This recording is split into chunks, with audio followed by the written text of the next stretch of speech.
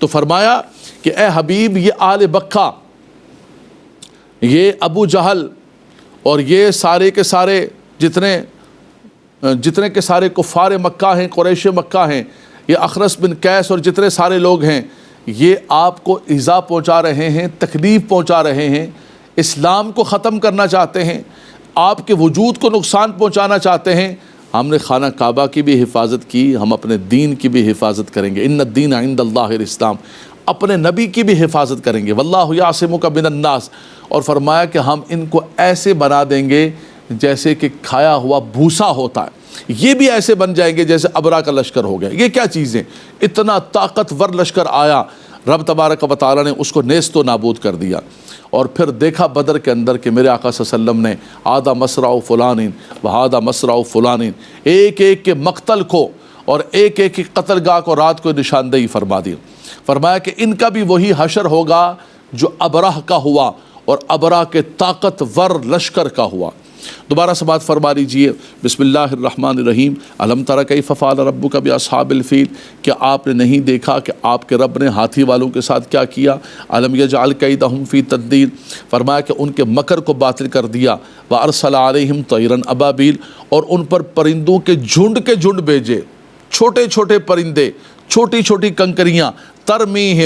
ترمیہم بحجارۃ من سجیل، جو انہیں مٹی اور پتھر کی کنکریاں مار رہے تھے۔ رمیون کہتے ہیں مارنے کو، رمی جمرات جیسے ہوتا ہے اسی سے ہے، ترمیہم بحجارۃ من سجیل۔ اور فرمایا کہ وہ سجیل بالکل ایک مکتوب کی طرح، فجعلہم کعصف مأکول،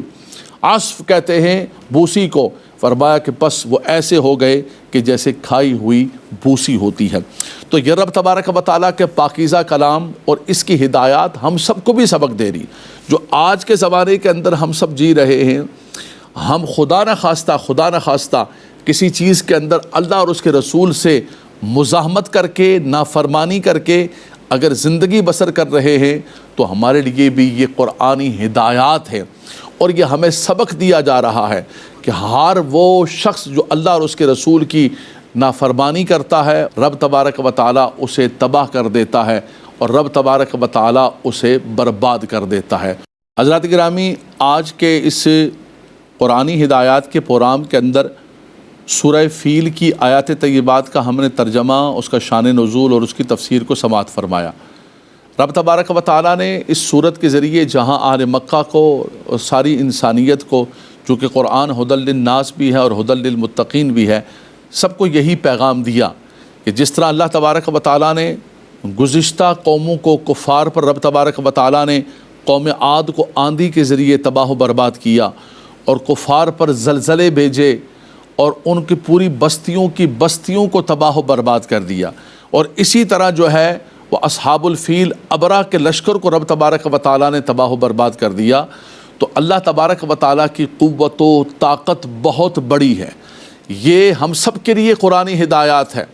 جتنی بھی یہ بستیاں اور جتنی قومیں جو اپنے آپ کو دنیا کے اندر کہتی تھیں کہ ہم بہت طاقتور ہیں، وَثَمُودَ الَّذِينَ جَابُوا الصَّخْرَ بِالْوَادِ وَفِرْعَوْنَ ذِي الْأَوْتَادِ، تو قرآن ہمیں یہ پیغام دے رہا ہے کہ جس طرح اللہ تبارک و تعالیٰ نے یہ ابرا کے لشکر کو، ان قوموں کو تباہ و برباد کر دیا، اے آل مکہ اور اے آنے والے لوگ، اگر تم بھی اللہ اور اس کے رسول کی نافرمانی کرو گے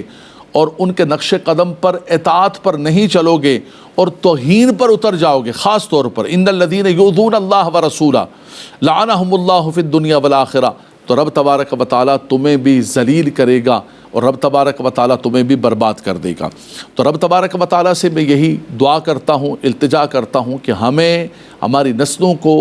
ہماری آنے والی نسلوں کو، ہمارے بچوں کو، ہمارے تمام مسلمانوں کو رب تبارک و تعالیٰ اس کی نافرمانی سے محفوظ فرمائے،